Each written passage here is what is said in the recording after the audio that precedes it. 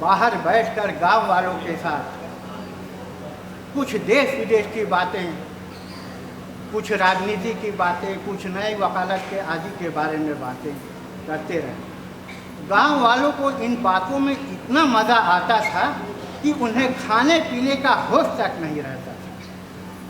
ये वार्तालाप रात के 10 बजे तक चलता रहा।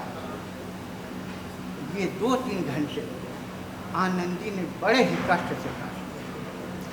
किसी तरह भोजन का समय आया, पंचायत उठी तो लाल बिहारी ने कहा,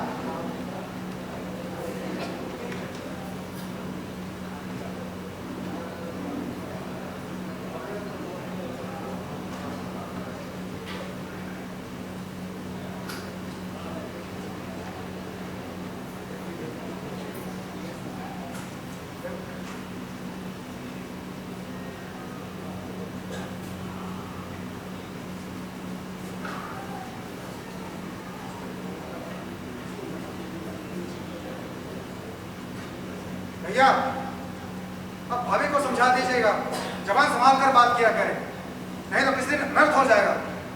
हाँ भाई हाँ, बहू बेटियों का यह स्वभाव अच्छा नहीं जो मर्द के मुंह लगे।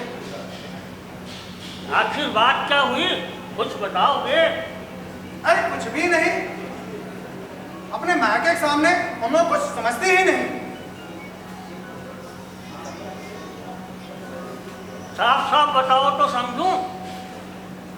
अब उन्हीं से सुन लीजिएगा क्या है। ठीक है बाबूजी, मैं जरा आनंदी की खोज खबर लेता हूँ। ठीक है बेटा, ठीक है।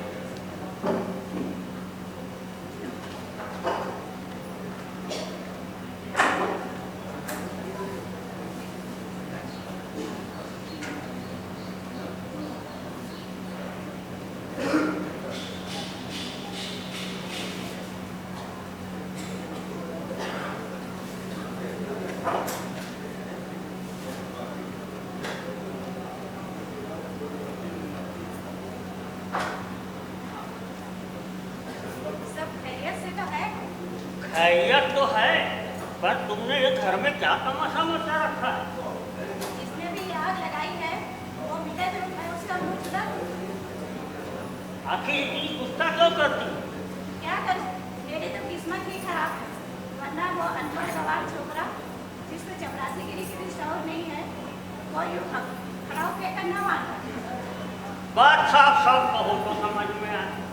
अरे परसों की बात है, परसों तुम्हारे लाडले भाई ने मांस पकाकर देने के लिए कहा कि पाव भर से अधिक नहीं था, हांडी में पाव भर से ही था, वो सब मैंने मांस में डाल दी।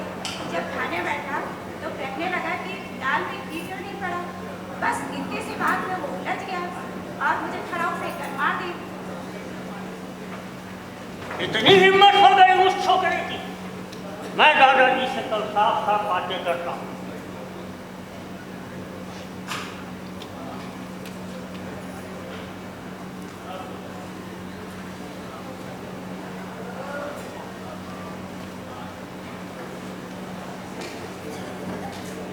आनंदी स्त्रियों के स्वभाव के अनुसार रोने लगी। स्त्रियों के आंखों में आंसू हमेशा मौजूद रहे। श्रीकंठ बड़े ही शांत स्वभाव के व्यक्ति थे। उन्हें शायद ही कभी गुस्सा आया हो, परंतु स्त्री के आंसू पुरुष के गुस्सा भड़काने में पेट्रोल का काम करते हैं। श्रीकंठ रात भर करवटें बदलते रहे, गुस्से के मारे पलक तक नहीं झपके और सुबह जाकर वो अपने पिताजी से कहने लगे, दादा अब मेरा इस घर में निर्वाह नहीं हो सकता। इस तरह की विद्रोहपूर्ण बातें करने पर ना जाने श्रीकंठ ने कितने मित्रों को आड़े हाथों लिया था, मगर अफसोस आज वही बातें अपने मुंह से कहनी पड़ रही। दूसरों को उपदेश देना कितना आसान है।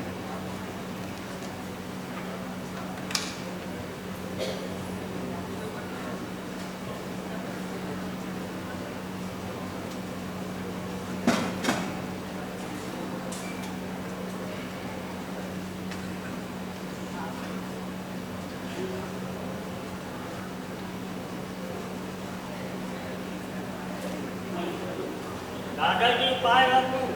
आयुष्मान पुत्र आयुष्मान। दादाजी, मुझे इस घर में एक मिनट नहीं रहना, यहाँ मेरा गुजारा नहीं हो सकता। क्यों भाई? इसलिए मुझे भी अपनी मान मर्यादा का ख्याल है। आपके घर में अन्याय और अत्याचार का प्रकोप हो रहा है। मैं ठहरा सरकारी नौकर, सप्ताह में एक दिन घर आता हूँ और मेरे पीठ पीछे स्त्रियों पर रात और घुसे चल रहे हैं। देखो बेटा, तुम समझदार होकर के ऐसी बातें करते हो। अरे स्त्रियां तो इसी तरह घर के नाश कर देती है, उन्हें अधिक सिर चढ़ाना अच्छी बात नहीं। पर पिताजी, मैं भी इतना मूर्ख नहीं हूँ। आपके आशीर्वाद से मैं कुछ पढ़ा लिखा हूँ। आप तो जानते हैं, मेरे समझाने बुझाने से इस गांव में कई घर बर्बाद होने से बच गए। और ये क्या कम है कि मैं उस लाल बिहारी को कोई दंड नहीं दे रहा हूँ। लाल बिहारी तुम्हारा छोटा भाई है, उससे जब कभी भी गलती हो तो उसके कान पकड़ो। लेकिन मैं उसकी दुष्टता को माफ नहीं कर सकता। जो एक स्त्री के पीछे? नहीं, मैं उसको अपना भाई नहीं मानता। उसकी दुष्टता और उद्यमता के कारण।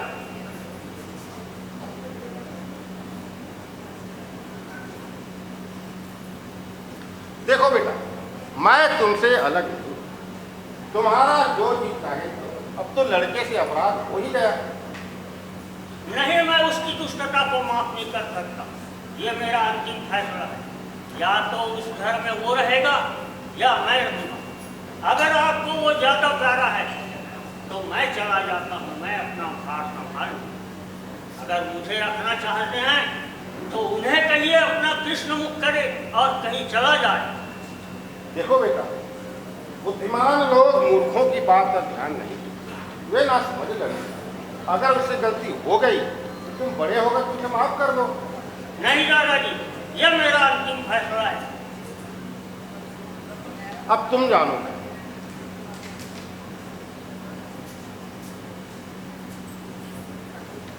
भाभी, भाभी, भाभी, भैया ने जब तय भी कर लिया है कि वो इस घर में मेरे साथ नहीं रहना चाहते, मैं चला जाता हूँ भाभी। मुझे जो गलती हो गई मुझे माफ कर दो भाभी।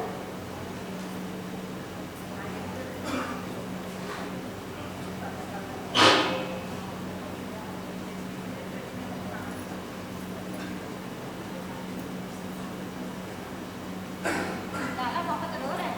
तो मैं क्या करूं? मेरी भी जीभ में आग लगी जो मैंने कहाँ से ये झगड़ा उठा लिया। भाभी, भैया को मेरा प्रणाम कह देना। वो मेरे साथ इस घर में रहना नहीं चाहते तो मैं इस घर में रहकर क्या करूँगा? कहाँ जाओगे? जहाँ कोई मेरा मुख न देखे। तुम्हें मेरी सौगंध जो एक कदम भी आगे बढ़ाया था। भाभी, जब तक भैया और आपका मन मेरी ओर से साफ नहीं हो जाता, मैं इस घर में कदापि नहीं रहूँगा भाभी। मुझे मैं माफ कर ईश्वर दो। की सौगंध देकर कहती हूँ कि एक कदम भी आगे नहीं बढ़ा।